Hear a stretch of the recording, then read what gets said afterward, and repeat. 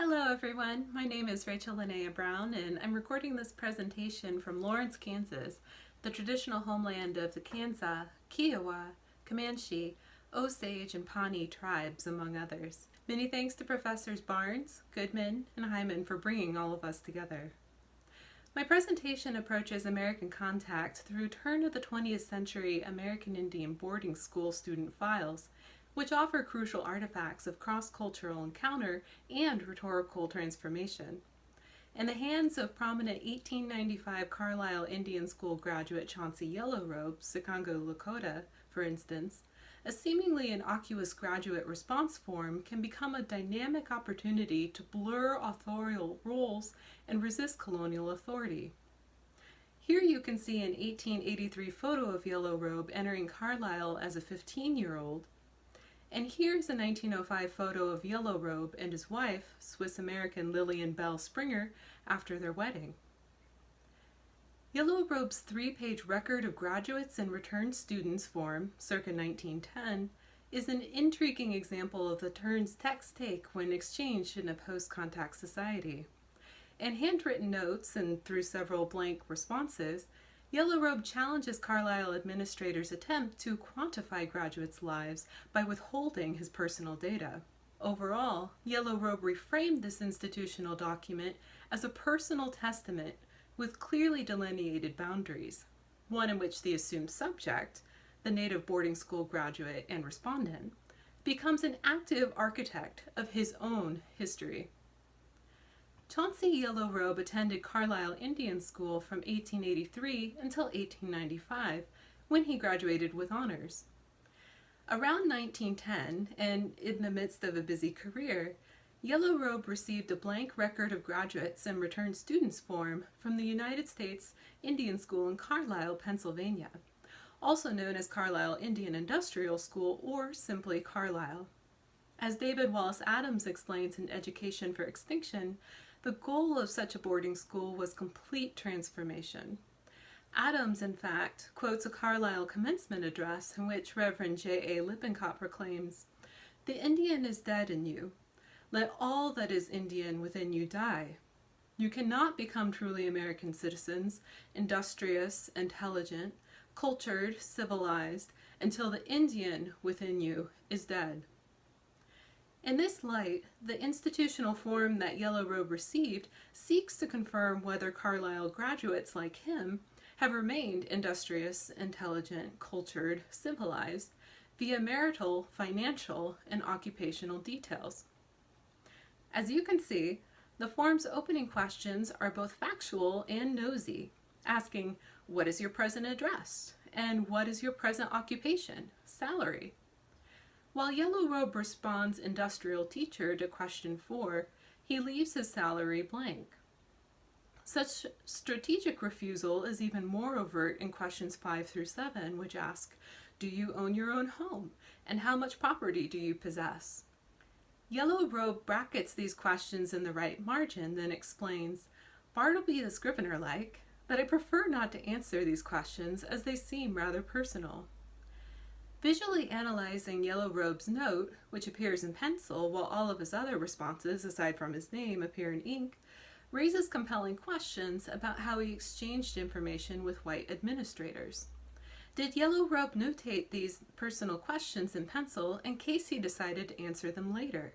Did he leave questions 5 through 7 for last, thus contemplating his resistance, or did he block these questions off first before recording his other answers in ink?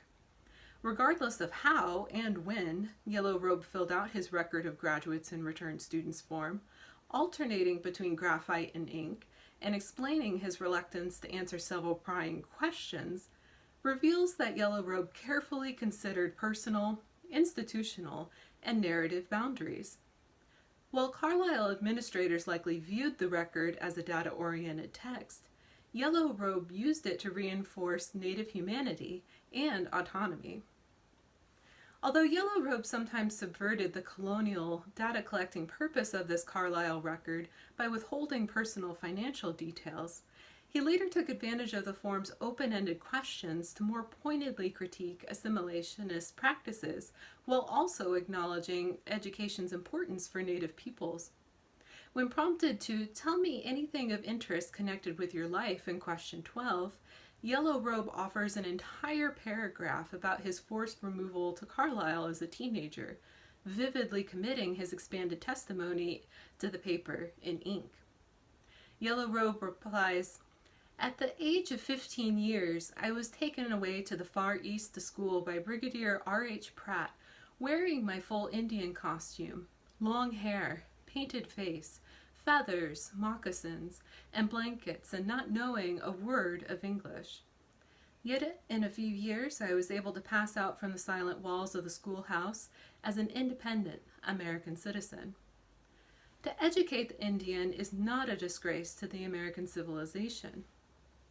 Yellow Robe's closing statement mirrors Osage scholar Robert Woyer's observation that Charles Eastman, Gertrude Simmons Bonin, and others wanted what the schools they attended offered, yet they also wanted to have a stake in their own destiny. For Yellow Robe, claiming that stake involved both acknowledging trauma and advocating for Native advancement, all in what was meant to be a cut-and-dry report about post-boarding school life. I would like to conclude by asserting that Chauncey Yellow Robe's descriptive response to question 12 assumes even greater significance when we consider his subsequent publications. The conversation that Yellow Robe initiated with white administrators in his Carlisle record extended after 1910 to South Dakota settlers, Native reformists, and silent film aficionados. Yellow Robe circulated an expanded version of his Carlisle response under different titles in diverse publications between 1915 and 1930.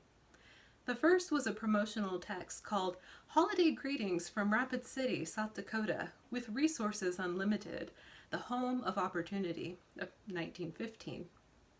This primary audience was white settlers. Yellow Robe was the sole Native author included in this locally published text.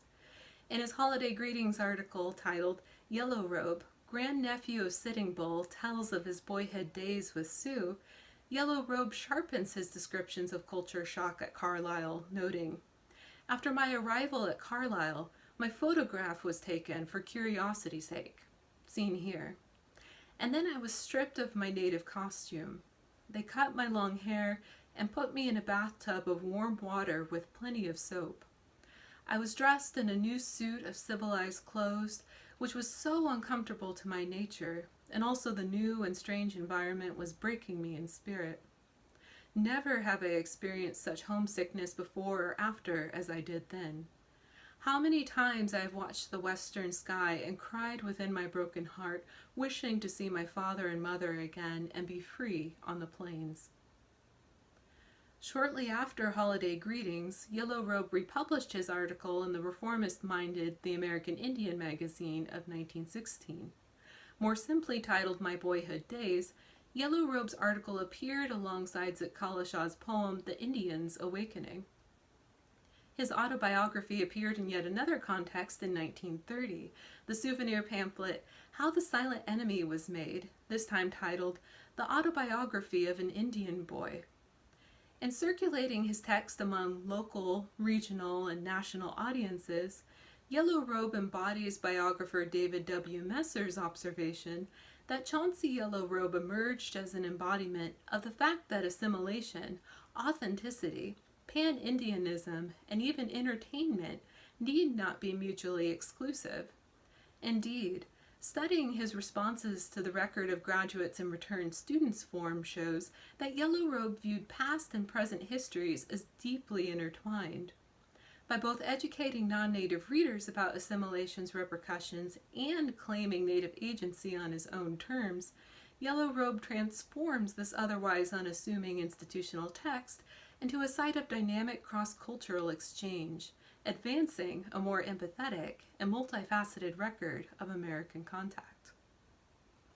Many thanks for your time. I very much look forward to viewing your presentations and discussing our ideas soon.